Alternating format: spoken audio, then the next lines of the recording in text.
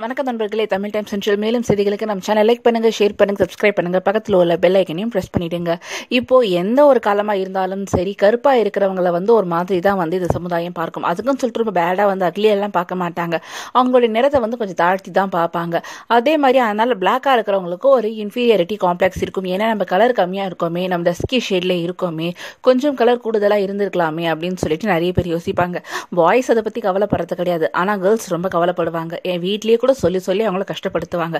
Colour கொஞ்சம் கூட இருந்திருக்கலாம், அதனாலே கூட கல்யாணம் கூட தள்ளி போகுது அப்படின்னு சொல்லிட்டு அந்த பெண்கள் இதனால கூட அவங்க ரொம்ப கஷ்டப்படுவாங்க. ஒரு பெண் கல்யாணத்துக்கு அப்புறம் குழந்தை இல்லாம அவ கஷ்டப்படுறான்னா, கல்யாணத்துக்கு முன்னாடியே நம்ம கலர் கம்மியா இருக்கோமே, அதனால நம்மளுக்கு கல்யாணம் நடக்கலையே அப்படின்னு சொல்லிட்டு அதையும் ஊரார் நிறைய பேர் ஒரு மாதிரி அது குறையாதான் சொல்லுவாங்க, அதையே ஒரு குறையாதான் சொல்லுவாங்க. ஸோ அதுக்காக என்ன பண்ணுவாங்கன்னா, நிறைய காஸ்மெட்டிக்ஸ்லாம் வாங்கி யூஸ் பண்ணுவாங்க. நம்ம கலராக தெரியணும், கலராக ஆகணும்னு சொல்லிட்டு நம்ம எவ்வளோக்கு எவ்வளோ அந்த காஸ்மெட்டிக்ஸ்லாம் நம்ம யூஸ் பண்ணுறோமோ அதில் நிறைய கெமிக்கல்ஸ் கலந்துருப்பாங்க. ஸ்கின் உடனே பிரைட்டாக ஒயிட்டாக தெரியணும் அப்படின்றதுக்காக நிறைய காஸ்மெட்டிக்ஸ்லாம் யூஸ் பண்ணியிருப்பாங்க. ஸோ அதனால என்னமாகும்னா, நம்ம கலராகவே ஆனாலும் ஒரு 30 வயதுக்குள்ளேயே நம்ம தோல் எல்லாம் சுருக்கமாகிட்டு ஒரு மாதிரி அப்போவே ஒரு ஆன்டி லுக் 30 வயசுக்கு மேலே தான் ஆன்டி லுக் வரும்னுவாங்க.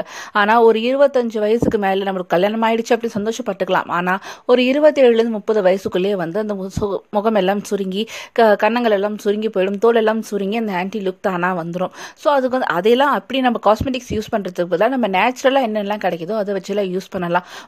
இது கஸ்தூரி மஞ்சளை அரைச்சி முகத்துக்கு யூஸ் பண்றது ரொம்ப நல்லது.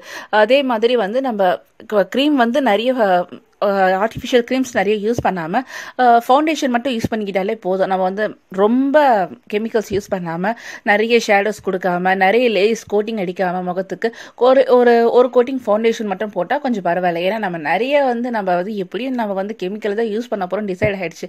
அது ஒரு அளவாக யூஸ் பண்ணினா போதுமே அப்படின்னும் போது ஒரு ஃபவுண்டேஷன் நம்ம ஸ்கின் டோனுக்கு ஏற்ற மாதிரி ஃபவுண்டேஷன் மட்டும் போட்டுக்கிட்டா போதும்.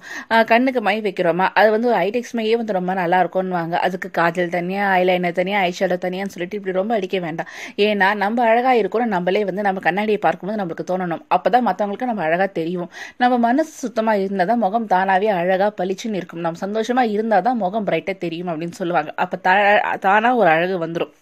எப்படி ஒரு கர்ப்பமா இருக்கிற பொண்ணுக்கு முகம் தானா கலை வருதோ, கல்யாணமாக போற பொண்ணுக்கு தானா முகத்துல ஒரு கலை வருதோ, அதே மாதிரி நம்ம சந்தோஷமா இருந்தா அப்போ முகம் அந்த பூரிப்புல பூத்து மலர்ந்து அழகா இருக்கும். ஸோ எப்பவுமே சந்தோஷமா வச்சுக்கோங்க.